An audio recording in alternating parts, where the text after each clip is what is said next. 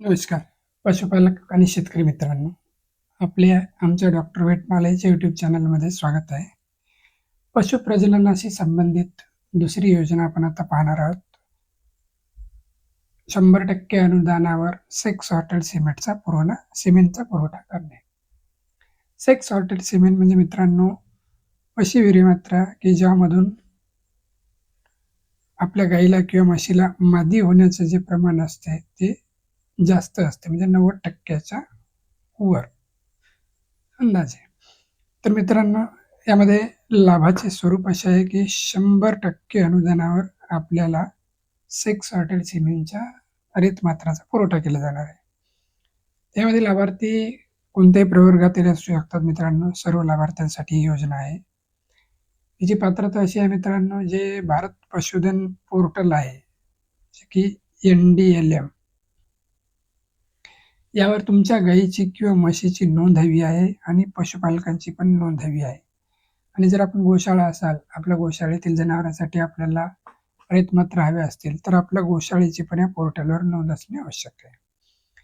तर मित्रांनो, अनुदान किती आहे, म्हणजे नेमका याचा खर्च किती आहे? तर एका रेतमित्रासाठी मित्रांनो जवळपास ₹575 एवढा खर्च आहे किंवा एवढी किंमत निर्धारित केलेली आहे.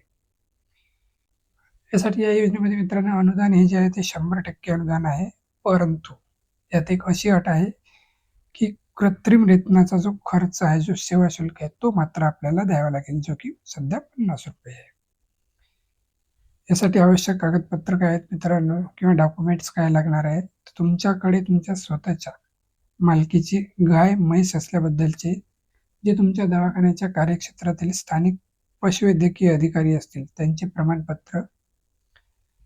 जर तुम्ही गोशाळा असाल, तर तुमच्याकडे गोसेवा आयोगाचे नोंदणी प्रमाणपत्र असणे आवश्यक आहे. जर आपण अपंगातून अर्ज केलेला असेल, तर आपल्याकडे UDID हे प्रमाणपत्र असणे आवश्यक आहे. बचत गटाचे आपण जर सभासद असाल, तर आपल्याकडे त्याचे सदस्यत्व प्रमाणपत्र असणे गरजेचे आहे. आणि मित्रांनो, आपण या उच्च अनुवांशिक वंशावळीचे भ्रूण प्रत्यारोपण किंवा सेक्स सॉर्टेड सिमेंटचा वापर करणार असं असल्याबाबतचे ज्या सर्व शर्ती किंवा अटी तुम्हाला मान्य आहेत किंवा तुम्ही त्याचे पालन करणार आहात, याचे एक बंधपत्र आपल्याला द्यावे लागणार आहे मित्रांनो. तर या योजनेची कार्यपद्धती काय आहे किंवा कशी राबवली जाणार आहे मित्रांनो, तर या योजनेची जी अंमलबजावणी आहे किंवा जी राबवली जाणार आहे, ती महाराष्ट्र पशुधन विकास मंडळ नागपूर, म्हणजे MLDB नागपूर यांच्यामार्फत, जे MLDBचे CEO आहेत, मुख्य कार्यकारी अधिकारी, हे राबवणार आहेत. तर मित्रांनो, जे जिल्हा कृत्रिम रेतन केंद्र आहे प्रत्येक जिल्ह्याचे, हे काय करतील, त्या प्रत्येक संस्थानिहाय प्रत्येक संस्थेकडून त्यांच्या गावनिहाय पैदाशी क्षम त्यांच्याकडे गाई म्हशी किती आहेत, जातनिहाय किती आहेत, महिनावार लिंग वर्गीकृत त्यांना म्हणजे सेक्स सॉर्टेड सिमेंटची मागणी किती आहे, हे सर्व माहिती संकलित करतील आणि जिल्ह्याची एकत्रित माहिती ते उपायुक्त यांच्याकडे पाठवतील.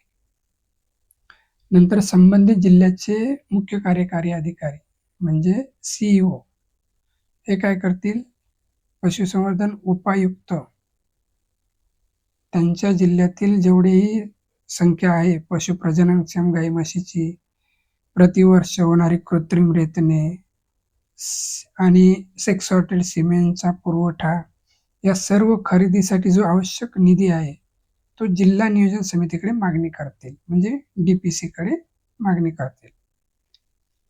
त्यानंतर जिल्हा उपायुक्त हे पुढील आर्थिक वर्षासाठी जे सेक्स सॉर्टेड सिमेंटची मागणी आहे, ती संबंधित विभागीय व्यवस्थापक, शासकीय गोठीत रेतमात्रा यांच्याकडे CEO MLDB यांच्या मार्फत करतील.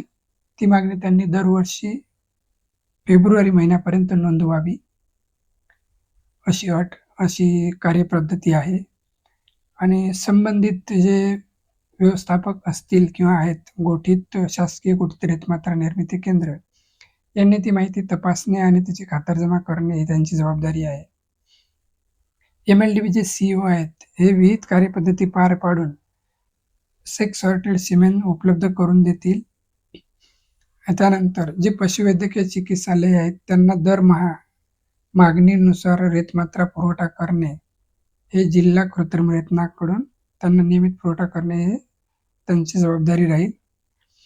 पशुपालकांना काय करायचे आहे, तर त्यांनी त्यांच्या नजीकच्या पशुवैद्यकीय संस्थेमध्ये सदर सेवेबाबतची मागणी नोंदवायची आहे. ही महत्त्वाची बाब आहे. त्यानंतर जे पशुवैद्यकीय अधिकारी असतील ते गाई म्हशीच्या जननेंद्रियाची तपासणी करतील आणि ती गाय सक्षम आहे की नाही. जर सक्षम असेल तर तिची या योजनेसाठी निवड करतील. गर्भधारणा क्षमता तपासण्यासाठी तसेच कृत्रिम रेतन करण्यासाठीच जो सेवा शुल्क आहे तो मात्र पशुपालकांना द्यावा लागेल. म्हणजे पिढीचा सेवा शुल्क असो किंवा याचा सेवा शुल्क पशुपालकांना द्यावा लागेल. या योजनेमार्फत कृत्रिम रेतन केलेल्या सर्व नोंदी ह्या NDLM पोर्टलवर होणे आवश्यक आहे आणि कृत्रिम रेतन केल्यानंतर 21 दिवसानंतर गर्भ तपासणीची नोंद ही पण NDLM पोर्टलवर होणं बंधनकारक आहे. जिल्हा उपायुक्त हे वेळोवेळी या संगणकीय प्रणालीवरील